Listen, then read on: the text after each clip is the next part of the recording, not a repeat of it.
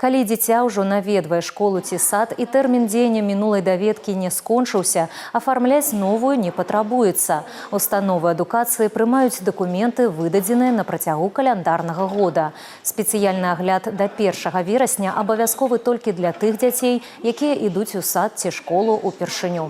Стандартная схема диспансеризации для дошкольников и школьников включает в себя антропометрию, оценку остроты зрения, слуха, осмотр стоматолога для девочек с 14 лет – это врач-гинеколог.